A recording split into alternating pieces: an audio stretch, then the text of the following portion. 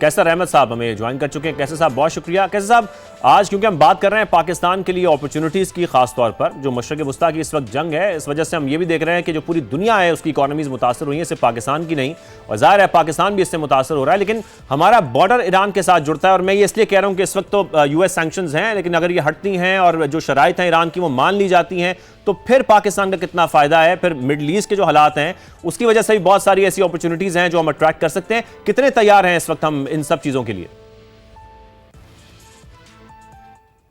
بسم اللہ الرحمن الرحیم.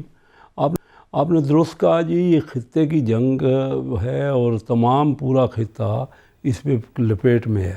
اور یہ جنگ میں سمجھتا ہوں سیکنڈ ورلڈ وار کے بعد ایسی جنگ ہے جو کہ ایک تو پچھلے کوئی 6 ہفتوں سے چل رہی ہے، اور دوسرا اس میں تمام ممالک کی economy involve. Strait of Hormuz کی وجہ سے جہاں سے 20% تیل ٹرانسپورٹ ہوتا ہے، تو اس کی وجہ سے تمام خطہ جو ہے وہ بری طرح اس کی اکانومیز، اور ساتھ جہاں وہ تیل جاتا ہے جیسے جاپان، چائنا اور ساؤتھ کوریا اور دوسرے ممالک، ایشیا کے ممالک، تو سارے اس سے افیکٹ ہیں. پاکستان کیونکہ پڑوسی ملک ہے ایران کا، اور ہمارے ساتھ کیونکہ ایران کو سینکشنز تھیں تو ہماری ٹریڈ ٹوٹل بند تھی ایران سے. بہت انہوں نے اپنے بارڈر تک گیس پائپ لائن آج سے کوئی 15 سال پہلے بنا دی تھی. ہماری طرف وہ گیس لائن نہیں ہے، تو ہم اگر وہ، کیونکہ یہ تو شور ہے کہ جنگ انشاءاللہ جلدی بند ہو جائے گی، کیونکہ امریکہ کو بھی اس سے بہت بڑے لاسز ہو رہے ہیں، اور کوئی بھی افورڈ نہیں کر سکتا زیادہ اس سے لمبی جنگ کو. تو اگر بند ہوتی ہے تو سب سے پہلے جو بات طے شدہ ہے وہ یہ ہے کہ ایران کے اوپر جو پابندیاں ہیں جو وہ ختم ہو جائیں گی تقریباً، یا بہت کم ہو جائیں گی. جو سینکشنز ہیں ان سینکشنز کا اثر پاکستان کی اکانومی پہ بھی بہت پڑا ہوا ہے. تو یہ تو ایک بہت بڑا اپرچونٹی میں دیکھ رہا ہوں پاکستان کے لیے، کہ سستا تیل، گیس، اور اسی طرح ہمارے پروڈکٹ چاول بہت زیادہ تعداد میں وہاں کھایا جاتا ہے، اور جہاں سے جاتا ہے باسمتی وہ انڈیا سے کافی خرید رہے تھے. ہمارے یہاں کیونکہ سینکشنز ہیں، ہم آفیشیل ان کو ایکسپورٹ. صحیح جیسے کہ آپ یہ فرما بھی رہے ہیں کیسر صاحب، کیونکہ ہم یہ دیکھ رہے ہیں کہ امریکہ کے ساتھ اگر ڈیل ہو جاتی ہے تو یہ ہمارے لیے ایک بہت فائدہ مند ہوگا، کیونکہ ایران سے جو پابندیاں ہٹنے کی بات ہے اس کے بعد ہم ان سے آئل منگوانے کے قابل ہو جائیں گے. ایسا ہی آپ فرما رہے ہیں، ظاہر ہے وہ ہماری اکانومی کے لیے بہت بہتر ہوں کہ ہمارا امپورٹ بل آئل کی وجہ سے ہی بڑھتا ہے. اس کی ریٹس کم ہوں گے، سستی ہوگی، ہمیں اس کا بینیفٹ ہوگا، ہمارا امپورٹ بل کمپیریٹیولی پرسنٹیج میں کم آ جائے گا. اور گیس تو بالکل لائن ہی ہے، اور صرف گیس یہ جو ہے نا، پلان یہ ہے کہ یہ گیس جو ہمارے یہاں پہنچے، آگے چائنا اور انڈیا تک بھی اس کی بہت بڑی کنزمپشن ہے. تو میں یہ سمجھتا ہوں کہ اس کے ٹرانزٹ جو یہ لانگ ٹرم ہے، لیکن اگر یہ گیس کی پائپ لائن بن جاتی ہے تو اس کا ہمیں ٹرانزٹ فیس ہی بہت بڑی ملے گی. پھر میں یہ دیکھ رہا ہوں یہ بالکل آپ کنٹینیو کیجئے گا، یعنی کہ ہمارا امپورٹ بل اس سے کم ہو سکتا ہے، ہم اس سے فائدہ اٹھا سکتے ہیں. میں یہ کہہ رہا ہوں کہ دیکھیں نا، پچھلے 3-4 سال میں بہت بڑی انویسٹمنٹ یہاں سے گئی ہے یو اے ای میں اور دوسرے گلف کے کنٹریز میں. ہمارے پاکستانی بزنس مین جا کے، کیونکہ ہمارے یہاں ٹیکس کے ریٹ اونچے تھے، ان کے یہاں ٹیکس بہت کم تھا، تو وہ بینیفٹ حاصل کرنے کے لیے بہت لوگوں نے ہنڈی حوالے کے ذریعے انآفیشلی وہ رقم جس پہ ٹیکس نہیں بھرا ہوا تھا. میں بزنس مین بہت قریب ہوں، انہی میں سے ہوں، دن رات میرا رابطہ ہوتا ہے. اور عید کے بعد میں نے ایک بہت بڑی میٹنگ میں ان سب سے ان معاملات پہ ڈسکس کی ہے. جن لوگوں کے پیسہ کافی، ایک تو یہاں سے اب فردر پیسہ نہیں جائے گا، یہ تو شور ہے. وہاں حالات ایسے ہو گئے ہیں کہ یو اے ای وغیرہ کی اکانومی، جن لوگوں نے پیسہ لے کے بھی گئے ہیں نا، وہ انہوں نے زیادہ تر ریئل اسٹیٹ میں وہاں پہ انویسٹ کیا، اور اس کے ریٹ سب بہت زیادہ گھٹ گئے ہیں اور ان کو نقصانات ہوئے ہیں. میں تو اس وقت بھی ان سب سے کہتا رہا کہ آپ جا کے انویسٹ وہاں نہیں کریں. پاکستان اپرچونٹی ہے، لینڈ آف اپرچونٹی ہے، یہاں پہ باٹم لائن بہت اچھی ہے، یہاں پہ پروفیٹیبلٹی بہت اچھی ہے. آپ اپنے ٹیکس پیمنٹ کریں اور یہیں بزنس کریں. بہرحال وہ اب پچھتا رہے ہیں اس بات پہ، اور وہ فردر تو کوئی یہاں سے پیسہ لے کے نہیں جائے گا، یہ ہمارا بالکل ہم عابد سلیری صاحب تو کر لیتے ہیں. عابد سلیری صاحب بہت شکریہ جوائن کرنے کے لیے. عابد صاحب جیسا کہ ہم دیکھ رہے ہیں کیسے صاحب بھی فرما رہے ہیں پاکستان کے لیے اپرچونیٹیز تو کھل رہی ہیں، لیکن ہم اس سے فائدہ کتنا اٹھا سکتے ہیں؟ خاص طور پر آئی ایم ایف کے پروگرام میں ہوتے ہوئے، آئی ایم ایف کی کنڈیشنز میں ہوتے ہوئے ہم ایمنیسٹی تو نہیں دے سکتے، لیکن ظاہر ہے ٹیکس میں کچھ چھوٹ تو دے سکتے ہیں، کچھ ٹیکس کی کمی کر سکتے ہیں. آپ کیسے دیکھ رہے ہیں پاکستان کے لیے اپرچونیٹیز کو مشرق وسطیٰ کی جنگ کے بعد یا مڈل ایسٹ کرائسس کے بعد؟ جی سب سے بڑی اپرچونٹی جو میں دیکھ رہا ہوں وہ تو ریکنسٹرکشن ہوگی مڈل ایسٹ کی. ظاہر ہے کہ گلف کنٹریز جو ہیں ان لائک فلسطین یا ان لائک لیبنان، وہ ان کے پاس چونکہ پیسہ ہے، وہ فوری طور پہ اپنے انفراسٹرکچر کو ریپیئر کرنا چاہیں گے، اپنی آئل انسٹالیشنز کو، گیس انسٹالیشنز کو جو باقی وہاں پہ اس وقت انفراسٹرکچر ڈیمیج ہوا ہے. تو اس میں ہمارے جو بلو کالرڈ سول ورکرز ہیں، یہ آپ دیکھیں گے کہ کافی سارے ان کی کھپت وہاں پہ متوقع ہے ریکنسٹرکشن میں. سیکنڈ جو میں دیکھ رہا ہوں وہ فوڈ سیکورٹی کے حوالے سے ہے. اس وقت صرف یہی نہیں کہ اسٹریٹ آف ہارمز سے باقی دنیا کے لیے انرجی کی سپلائی بند ہے، بلکہ وہی اسٹریٹ آف ہارمز جو ہے وہ ایک میجر سورس ہے گلف کنٹریز کے لیے فریش فروٹس، ویجیٹیبلس، میٹ اور دوسری غذائی اجناس کے لیے. اور جو لیسن لرنٹ جیسے ہمارے جیسے ملکوں کے لیے ہے کہ ہم فیول امپورٹ جو ہے اس پہ اپنی ریلائنس کم کریں. گلف کنٹریز کے لیے جو لیسن لرنٹ ہوگا وہ یہی ہوگا کہ اپنے پراکسیمٹی میں وہ کارپوریٹ فارمنگ یا اس طرح کے اور انیشیٹو کا فائدہ اٹھائیں. اگر آج ان کے یہاں پہ کچھ کارپوریٹ فارمز ہوتے تو وہ ریڈ سی روٹ کے ذریعے سعودی عرب اور پھر باقی جو ہے قطر اور آگے یو اے ای، کوئی بہت مشکل نہ ہوتا ان کے لیے اس وقت فوڈ سپلائز کو کنٹینیو رکھنا. اس وقت اصل جو گلف کے لیے چیلنج ہے، جیسے ہمارے لیے چیلنج ہے کہ جنگ پرولانگ ہوگی تو فوڈ سپلائز کا، تو ان کا فوڈ سپلائز کا ہے، تو وہاں پہ ہمارے لیے اپرچونٹی ہے. بالکل. اور جو شیخ صاحب فرما رہے ہیں میں بالکل اس سے متفق ہوں. صرف ایک چیز جو ہمیں کرنا چاہیے اور کرنا پڑے گی اگر ہم چاہ رہے ہیں کہ جو ایکسپیٹس جنہوں نے اپنے جو ڈالرز ہیں وہ گلف میں پارک کیے ہوئے تھے وہ پاکستان لے کے آئیں، کہ ہمیں یہاں پہ ڈالر جو legally earned tax paid dollar ہے ان کو لے کے آنا اور ان کو باہر بھیجنا، اس کو آسان کرنا ہوگا. اگر آپ کے اگر دیکھیں جو بالکل آپ صحیح فرما رہے ہیں، یہ ڈالرز کو یہاں پر لانا، اس کو آسان کرنا ہوگا. یہاں پر ایک بریک شامل کر لیتے ہیں، واپس آتے ہیں، اس گفتگو کو آگے بڑھاتے ہیں. ہماری جو مزید ڈسکشن ہے وہ بھی ہوگی، ایک بریک شامل کر لیتے ہیں.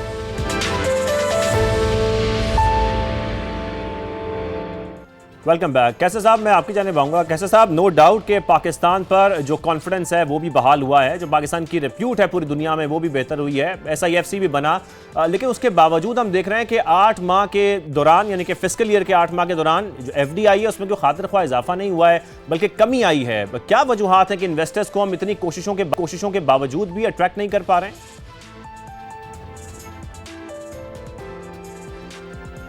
دیکھیے یہ آپ درست کہہ رہے ہیں. اس میں بھی تھوڑا سا کنفیوژن یہ ہے کہ ہمارا انفلو تو بڑا ہے، یعنی ہمارے یہاں آیا تو ہے سرمایہ، لیکن ہم نے کیونکہ ریپیٹریشن جو پرافٹ ہوتا ہے ان کو بالکل الاؤ کر دیا ہوا ہے. پہلے تھوڑی سی اس میں پچھلے سالوں کے اگر کمپیئر کریں نا تو ذرا سی اس میں پابندیاں تھیں، تو وہ ہمارا آؤٹ فلو یعنی پرافٹ لوگ لے کے ریپیٹریشن جو اسٹیٹ بینک نے فریلی الاؤ کیا وہ زیادہ ہوا ہے اماؤنٹ، اور یہ ایک اچھی بات ہے کہ اگر پرافٹ مل رہا ہے. یہاں تھوڑی کیا مشکلات ہیں کہ یہاں ہمارا ٹیکس جو ہے وہ بہت زیادہ ہو گیا ہے.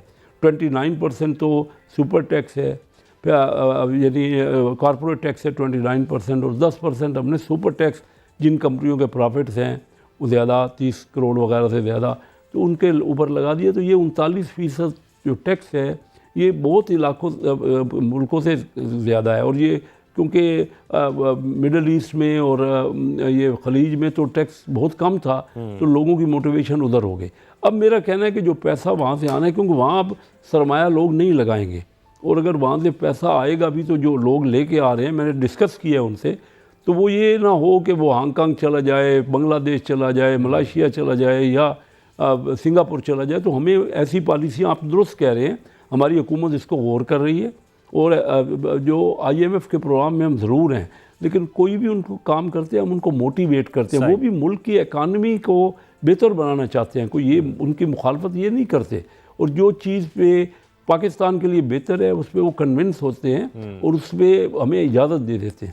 تو ہمیں ان کو بتانا ہے کہ کیا وجوہات ہیں پاکستان کی جو غربت ہے بڑھ رہی ہے تو کس طرح اس کو بہتر کیا جا سکتا ہے.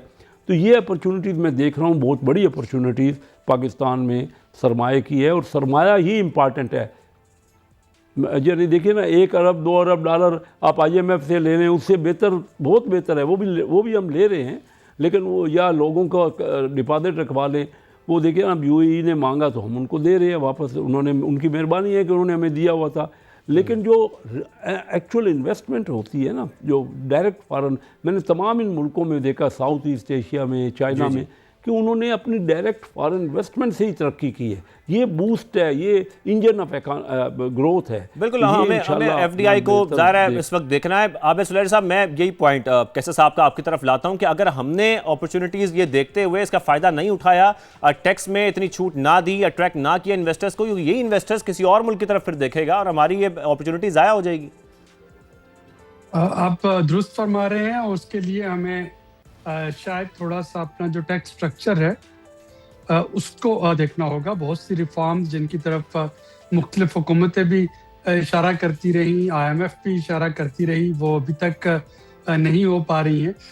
پرابلم یہاں پہ جو ہے وہ ڈائریکٹ ٹیکسیشن کا ہے. اگر ہم ایک ایکویٹیبل ٹیکسیشن سسٹم پہ جاتے ہیں تو پھر شاید, جیسے ابھی شیخ صاحب اشارہ فرما رہے تھے, کہ ہمیں کارپوریٹ سیکٹر سے 39% جو ہے وہ نہ نچوڑنا پڑے. یا سیلریڈ کلاس, آپ نے ابھی دیکھا ہوگا کہ سیلریڈ کلاس جو ہے انہوں نے جو ہے وہ 352% زیادہ جو ہے 3.52 ٹائم زیادہ جو ہے ٹیکس دیا ہے. Retail sector, real estate sector اور ایکسپورٹرز, ان کا کل ملا کے. تو ہمیں اس ٹیکس بیس کو بڑھانا ہے. اگر ہم اس کو بیس کو بڑھاتے ہیں تو پھر ظاہر ہے کہ یہاں پہ آپ کے پاس ایک جو ہے بڑا پریڈکٹیبل قسم کا ٹیکسیشن سسٹم ہوگا. سیکنڈ, اس سارے کرائسس سے جو لیسن لرن ہوتا ہے وہ ہے کہ ہم امپورٹڈ فیول سے کیسے جان چھڑائیں, اور اس کے لیے رینیویبل انرجی جو ہے, جس کو کہ پچھلے سال ٹیکس میں ڈسکریج کیا گیا, سولر کو, نیٹ میٹرنگ کو ابھی بھی ڈسکریج کیا جا رہا ہے.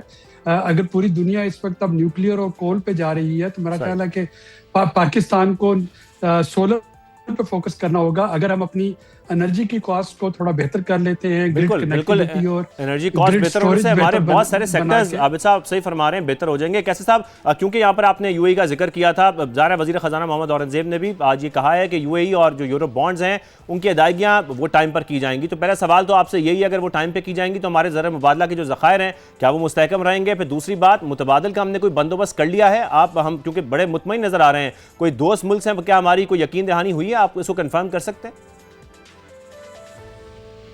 دیکھیے نا, میں ڈائریکٹلی کیونکہ انوالو نہیں ہوں, فائنانس منسٹر زیادہ بہتر آپ کو اس کا جواب دے سکتے ہیں, لیکن ہم سمجھتے ہیں کہ یہ تو ہم نے بندوبست کر لیے, یہ تو کیٹیگوریکلی اناؤنس ہو گیا کہ یہ بونڈ جو تھے اور جو UAE کی پیمنٹ تھی وہ تو ہم نے اس مہینے ہی ان کو پیمنٹ کر رہے ہیں. میں سمجھتا ہوں سعودی عربیہ سے ہمارا جو یہ ڈیفنس پیکٹ ہوا ہے, یہ بہت بڑا اسٹریٹجک امپارٹنٹ پیکٹ ہے, اور انشاءاللہ اس سے اکنامک بینیفٹ بھی پاکستان کو انویسٹمنٹ کی صورت میں وہ فردر یہاں وہ بہت بڑی انویسٹمنٹ کر سکتے ہیں. ہم ان کو کنونس کر رہے ہیں اور اپنے اور دوست ملکوں کے ساتھ بھی. تو میں یہ بہتر سمجھتا ہوں کہ بجائے وہ ہمیں ویسے قرض پہ یا ویسے ڈپازٹ پہ پیسہ دیں, بہتر یہ ہے کہ ہم ان کو موٹیویٹ کریں اور بزنس کے لیے ہم پیسہ ان سے. صحیح ہے. عابد صاحب لاسٹلی میں آپ سے کمنٹ چاہتا ہوں, روشن ڈیجیٹل اکاؤنٹ کی بات کی جاتی ہے کہ یہی بہترین اسکیم ہے یا یہ بہترین طریقہ ہے ملک میں سرمایہ کاری لانے کے لیے, یا اس وقت حکومت کے لیے آپ کی کیا تجاویز ہے جو حکومت کو کرنا چاہیے اس وقت اور اس اپرچونٹی سے فائدہ اٹھانا چاہیے جبکہ یہ جنگ ختم ہوگی اور اس کے بعد پاکستان کے لیے بہت ساری اپرچونٹیز بڑھ جائیں گی اگر سینکشنز بھی ختم ہو جاتی ہیں ایران کے اوپر سے؟ جیسا کہ میں نے پہلے کہا تھا کہ ہمیں ڈالرز کی جو پاکستان میں آمد اور ان کا جانا جو ہے اس کو آسان کرنا ہوگا. اگر وہ ٹیکس پیڈ پیسہ ہے اور اس کی ڈیکلیریشن موجود ہے کہ وہ آیا کہاں سے, تو پھر اس کو روکنا نہیں چاہیے. اس وقت بھی جو ایکسپورٹرز جنہوں نے ڈر کے مارے اپنے اکاؤنٹس UAE میں رکھے تھے, وہ اسی لیے تھے کہ را مٹیریل کے لیے ان کو اپنے ہی ڈالر استعمال کرنا مشکل ہو گیا تھا.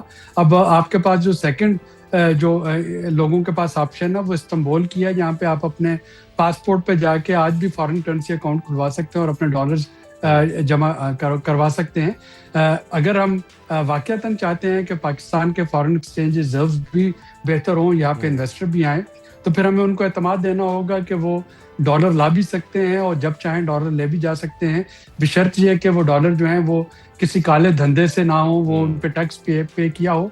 अगर टैक्स पेड है तो फिर किसी किस्म की रोक टोक ना हो। आप देखें कि ऑटोमेटिकली ये जो पैनिक है करेंसी पे, ये आपका खत्म होता जाएगा। ठीक है, बहुत शुक्रिया आबिद सुलेहरी साहब और कैसर अहमद शेख साहब ने शो में वक्त दिया और इस सब पर बात की। ज़ाहिर है मशरक़ वस्ता की जंग ख़त्म होने की उम्मीदें तो पैदा हो रही हैं, लेकिन ये अगर ख़त्म हो जाती है उसके बाद पाकिस्तान के लिए बहुत अपॉर्चुनिटीज़ होंगी, जिससे पाकिस्तान को फ़ायदा उठाना बहुत ज़रूरी है, हमारी अपनी इकॉनमी के लिए भी। आप दोनों का बेहद शुक्रिया, हमें इजाज़त दीजिए, अल्लाह हाफ़िज़।